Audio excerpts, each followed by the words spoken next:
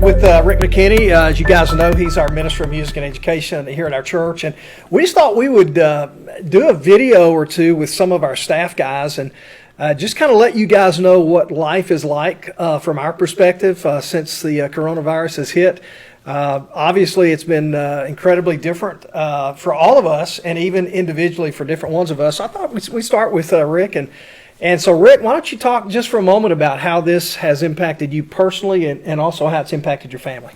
Well, personally, we know some people that have contracted the virus. One that we have, it's a dear friend that's very, very, very sick and actually in the hospital. So that's really been something that we didn't think we'd have to deal with, somebody that close to us. Mm-hmm. They don't live here, and of course you can't go see them or anything, but that's impacted us quite a bit in the last week or so, knowing that he is so sick. Mm-hmm. Sure. And knowing that his wife now has it and his son has it. It's one of those things that we're just trying to keep in touch with them. As far as Dana and myself, it's just kind of changed the way we're doing things, changed the way she's running her business. You know, she teaches music classes for kids, but of course she can't do that now, so she's teaching all those classes from the dining room, actually, from the dining room table, which is kind of unique in itself. But we're adapting to that. We're doing the best that we can do. I've washed my hands raw, as most of us probably have. I wash my hands anyway, but I'm more conscious of it now. Well, we're glad to hear that. I appreciate that. You're Keep welcome. that up if you don't mind. Yeah, you're so welcome. And since we're kind of sitting awfully close to each other, so but obviously it's impacted all of us individually. But what I think our people are interested as well is what it has done to ministry.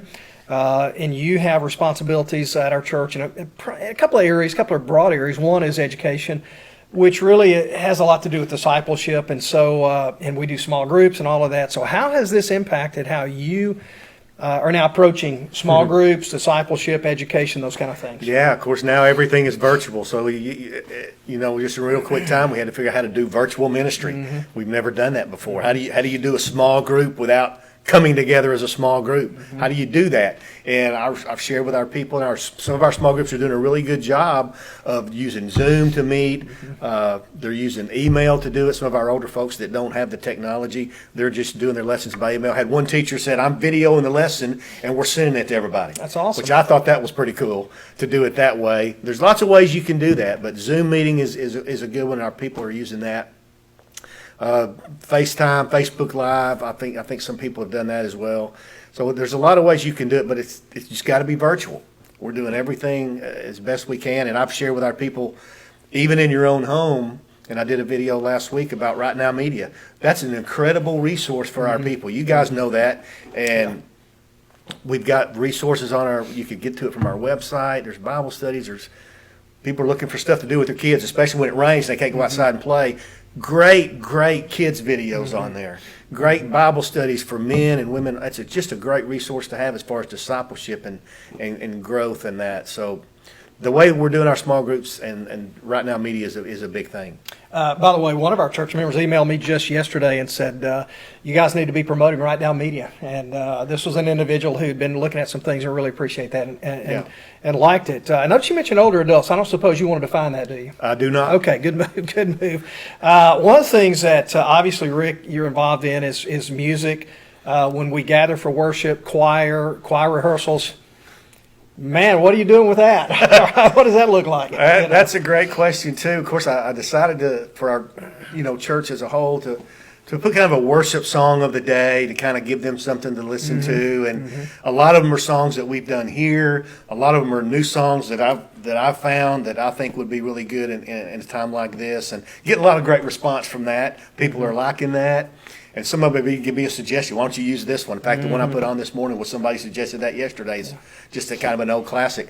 But as far as choir goes, the thing about my choir and things I try to do for them to help them learn music is a lot of times for an anthem that we're doing, I'll send them a video, an audio file of their part so they can learn their part. It helps them learn it quicker, and they can hopefully memorize that. I just sent an email out just a while ago to my choir about, hey, this is a great time to take those two Easter songs and memorize those things, because some of them get scared about that. I have to admit, they're not real fun. They're not real excited about memorizing music. Sure. But this week, so I do that with them.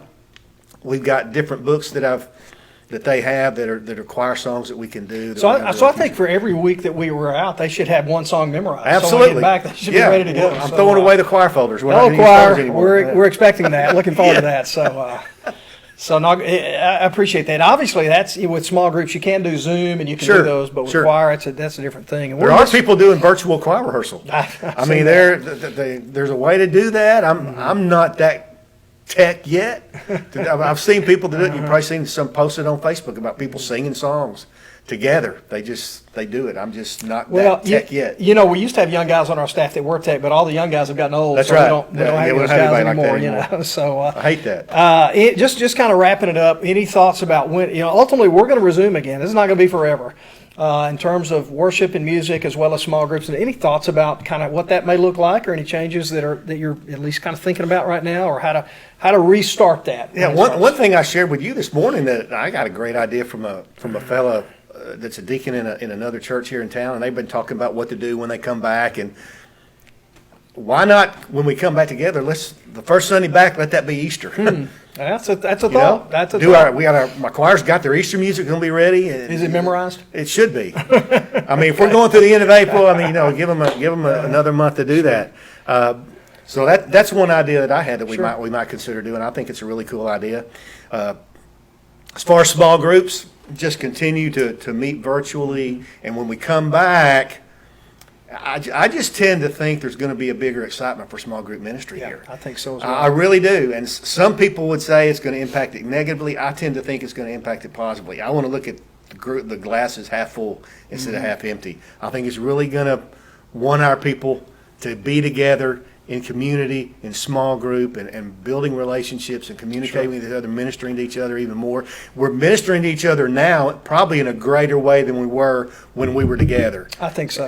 Because people are reaching out, they're making phone calls, they're contacting their class members.